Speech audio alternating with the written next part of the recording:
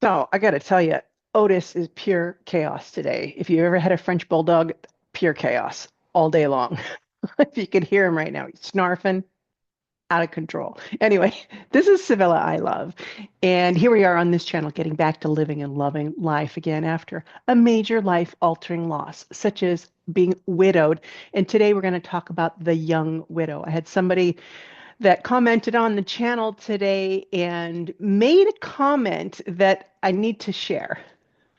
So I got my glasses because I'm getting old and I need to see.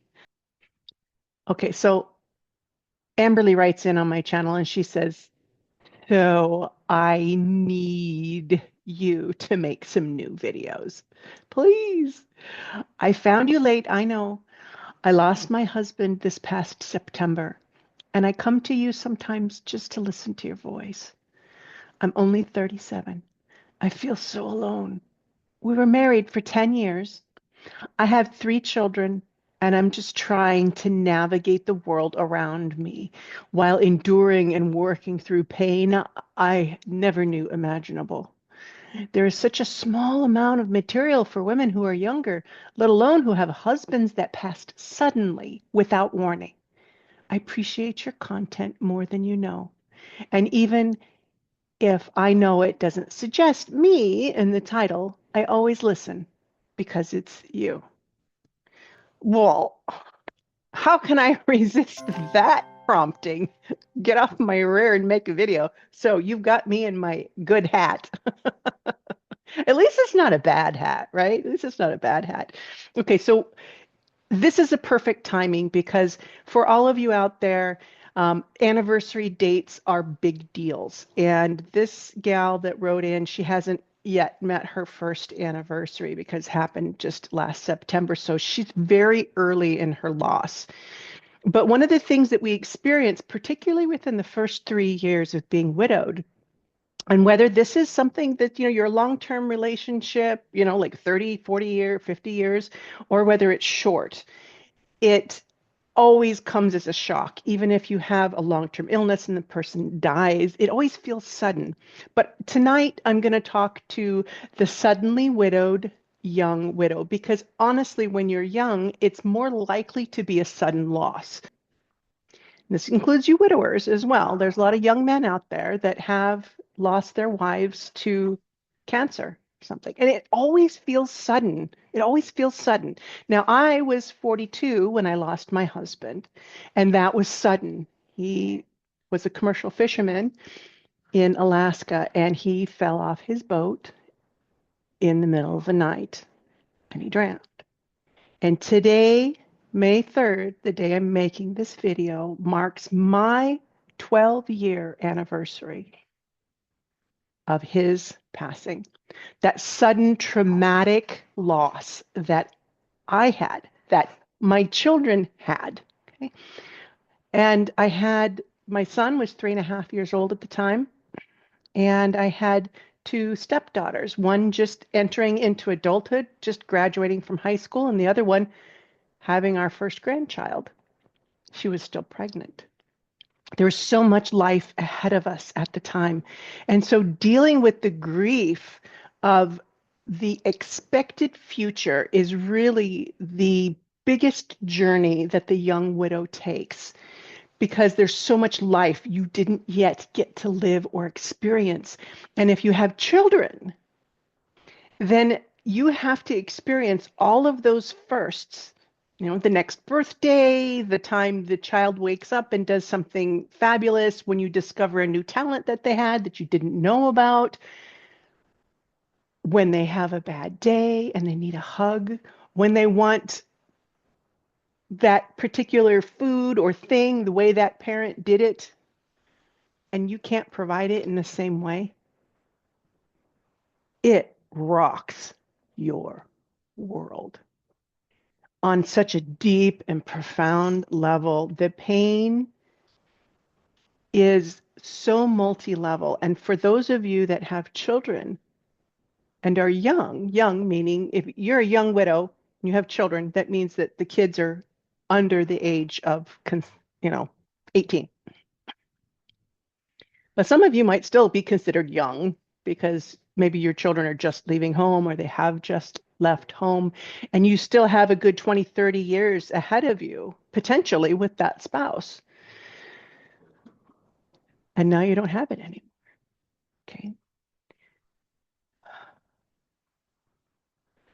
And the biggest question that happens for people in those early times is it always going to be this friggin' awful? Is it always going to feel so bad? Am I going to be this bereft for the rest of my life? And then those thoughts come in. I'm still young. I could still start over. I mean, heck, I got people on this channel in their 70s, 80s. They're like, I still want to love again. I'm still here. Still want to live. And for the young widow, that those opportunities are even greater. And so is the pressure because people are coming up to you expecting that this is what you'll do. Some of them, maybe some aren't, and they're against it, and they're expecting you to be a bereft widow for the rest of your life.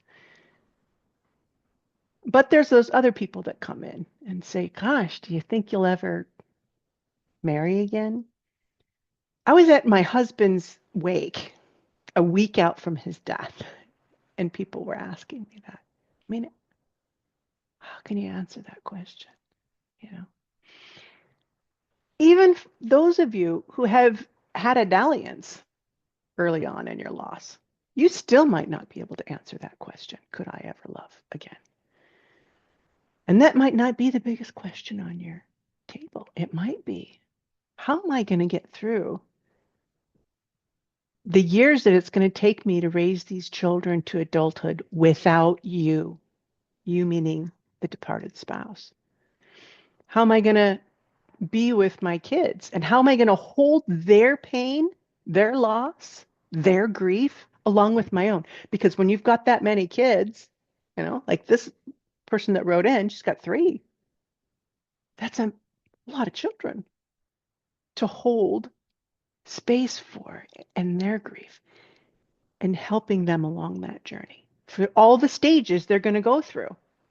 Their sweet 16, their first prom, their first birth, their next birthday, this when they're riding their bike, graduating, going off to college, walking down the aisle. All of these things are going to be losses that the young widow has to bear. And I have to say to you, this is the pathway of saints. Like, really. And you didn't ask for it. Like, you didn't go to school for this. And you ask yourself, how can you do it? And the pathway, my friends, it's love and it's fierce freaking determination.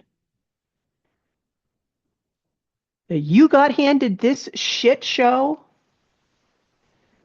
and you now are the bearer of this burden and the direction it takes. And this is a massive, massive, massive responsibility. And one that is a sacred, sacred calling. And it has to be taken, in my opinion, as a spiritual practice, which means it's going to be freaking hard. And you can do it. Not only can you do it, you must do it. You are, as a human being, at the precipice of a great change in our civilization, technologically speaking, with our advantages, with the things that are available to you, that if there's not enough food, you can go to a food pantry. You don't have to grow your own food. Like, there are resources for us in the Western world that we never had historically, particularly as women, if we're speaking to the female widow. And then for men as well, because they were having to be the breadwinners, and who's going to be there to take care of the children if you have to work? So for all of you, we do have advantages that we can lean into gratitude for that can help you along. Because I think in some cultures historically, they just burned the widow with the if the man died, they just burn her along with him. This isn't funny, but it's what happened. So let's lean into a little bit of gratitude for what we do have to help us along this journey. And then we're going to be realistic too. No matter how many things you have on your side, no matter how many people you have around you and resources and even money, a $5 million life insurance policy, it's not going to suck that much less because the journey is an internal one that's not dependent on material things.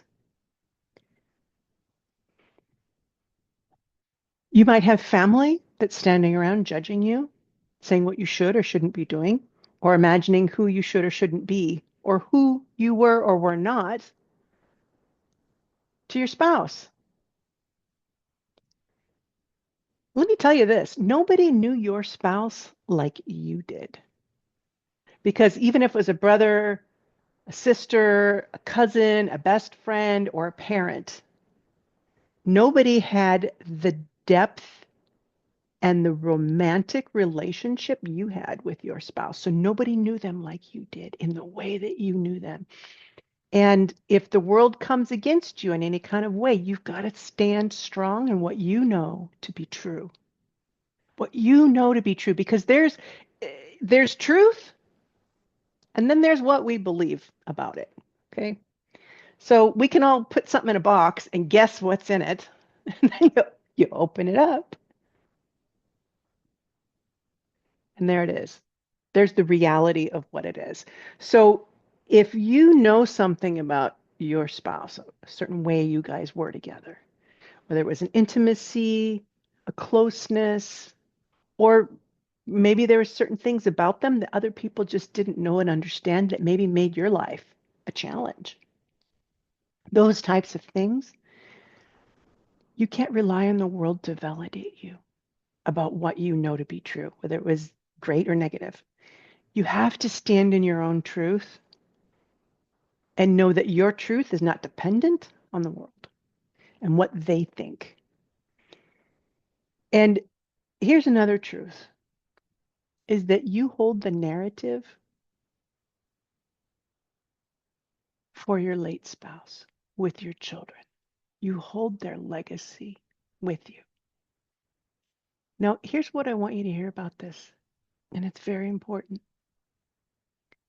is that you can't allow the responsibility of that legacy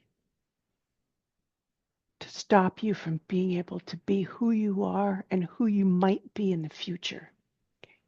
Because who you were in the time that you were with your spouse and the time they were alive is not who you are now.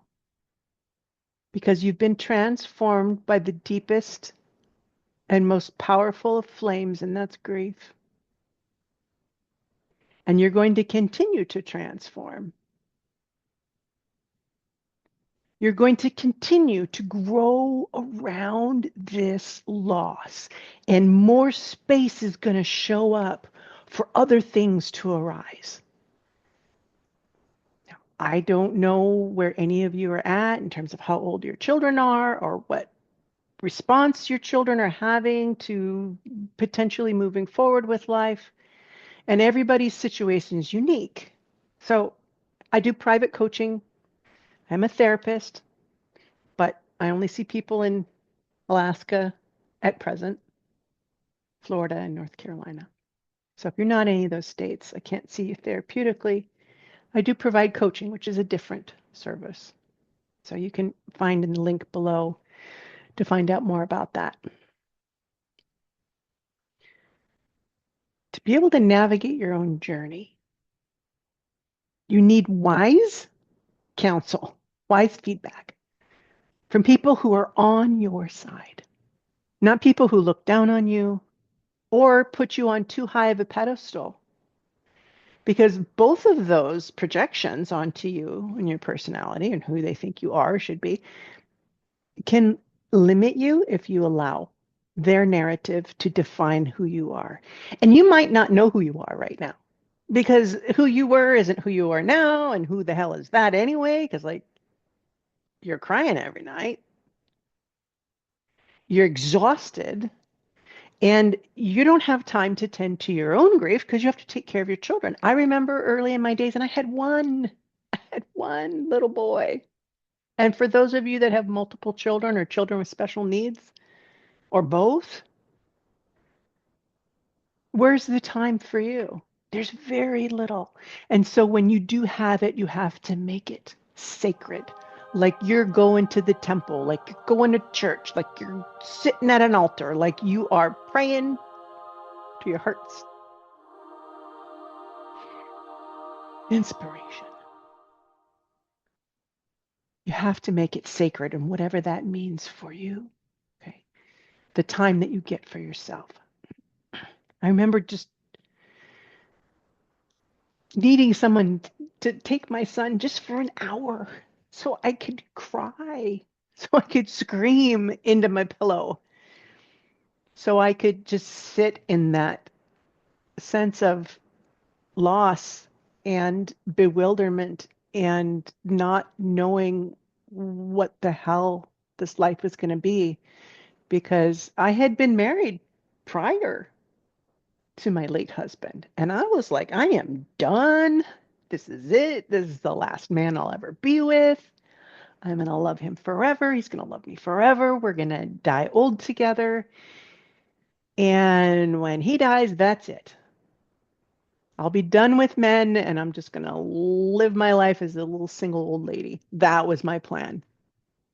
Because I figured he would die before me, because statistically that's more common. My family's long lived. So, oh, I got surprised, all right. He went off, kissed him goodbye, and he didn't come home alive. And my life exploded, just like yours did. And so on this anniversary, this 12-year anniversary for me, I'm going to share a little clip for you right here of my day with my son.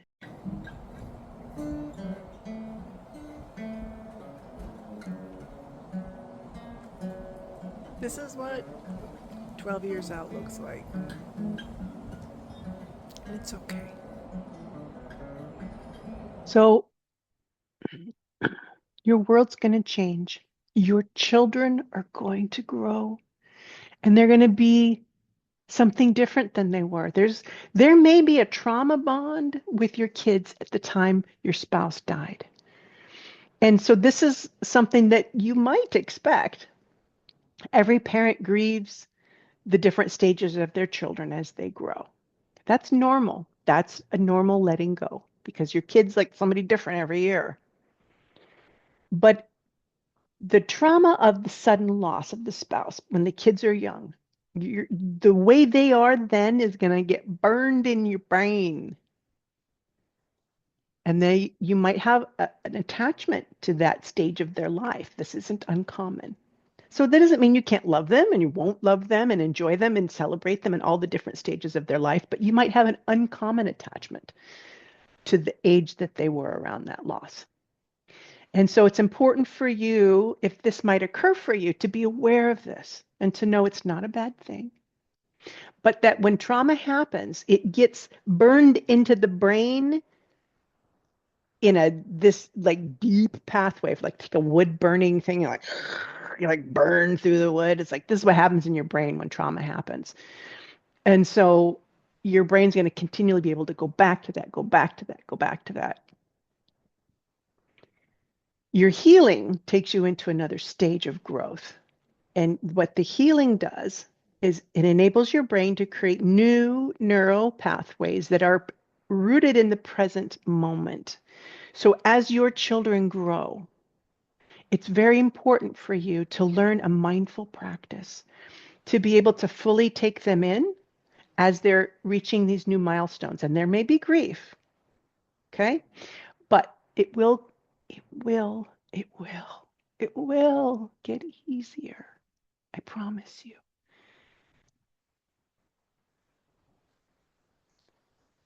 you'll never stop being sad about it. You'll never wish that, you know, it didn't happen. This is not something to expect, okay? But you can expect to grow around it, which means that you might be at a soccer game or a football game or a dance recital or whatever they're doing. And you're just not thinking, gosh, if he were here every minute of the event. You might think later, man, he would like this. Really wish he could have seen this. Even if you are loving someone else again. Because here's the kicker. You may, all of you, may find someone else that loves you and maybe loves your children and may help you to raise them. Or you may do it on your own. It's going to depend on your individual circumstances. But the one quality you've got to find is kindness and generosity for your children in a new partner. Kindness and generosity for your children, somebody that wants to embrace that fully. That's going to feel, if you're a halfway decent parent, like the most important thing to you. It's got to be paramount to moving forward with anybody else potentially, because the kids are going to have their issues. The younger ones may not have so much because they won't have a lot of memory to go on. My son said often, I don't know, Mom. He said, I didn't get to know him. He said, so I don't have a lot of memory of him. And I don't know if that's better because I don't have memories to grieve, or if it's worse because I don't have memories to grieve.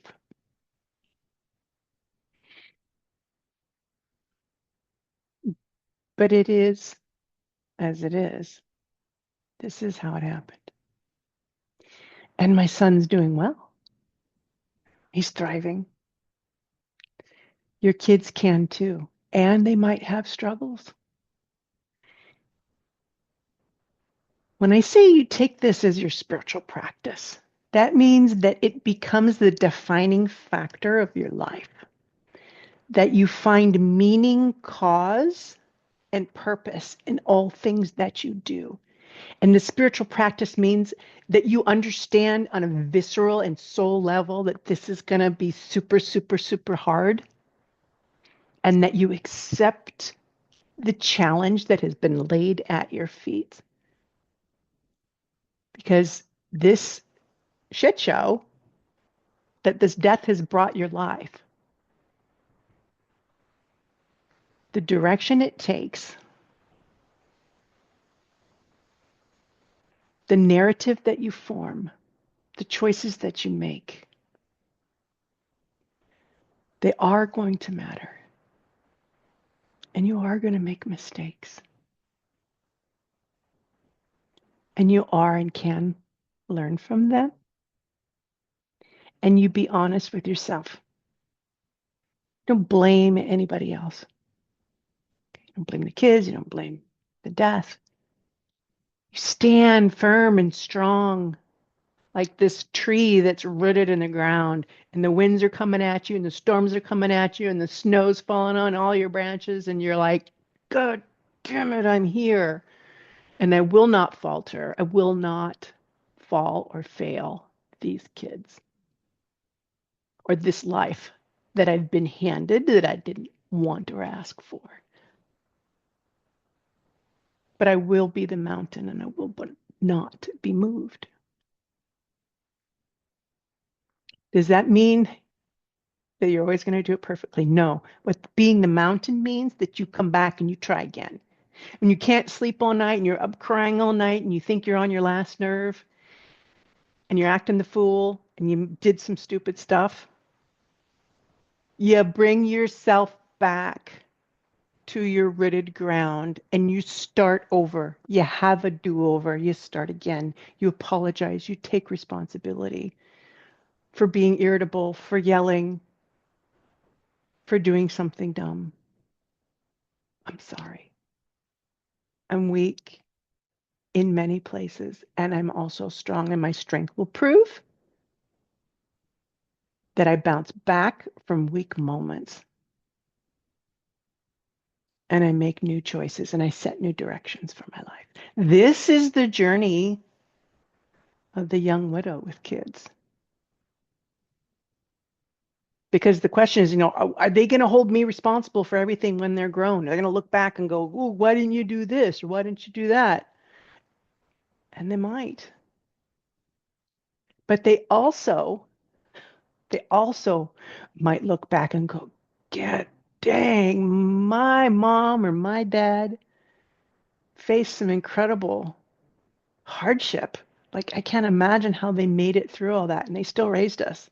They still fed us and got us to school and gave me hugs and showed up to my soccer games and worked two jobs." Like, I don't know. It can turn out any kind of way, and it can be a little bit of both, because your children, you've got to recognize, are spiritual beings on their own soul path. They're on their own journey, and your responsibility is to get them to adulthood as best as you can. And in doing so, you have to be compassionate with yourself first. First, you have to get your rest as much as you can. You need to ask for help. If you don't have money, you need to sign up for the social services that'll give you the support that you need. You need to bring those people in. When you're standing like the mountain in the in the tree with the deep roots, okay, you don't have to be the only tree in the forest. Connect with the other trees around you if you have them. Bring in resources. And particularly for you guys that are out there, some of you might be like, "I'm not asking for any help." Women, we might be a little more likely to ask for help. Not always, but sometimes. You got to ask for help. And you have to know that your responsibility to bring your children into adulthood is there. And in order to do that, you have to come first. You have to take time out for your self-care. Must. Even if you only get an hour, you make that the best damn hour that you had all week to take care of yourself. You're taking a bath at night. You're not allowing yourself to fall into vices.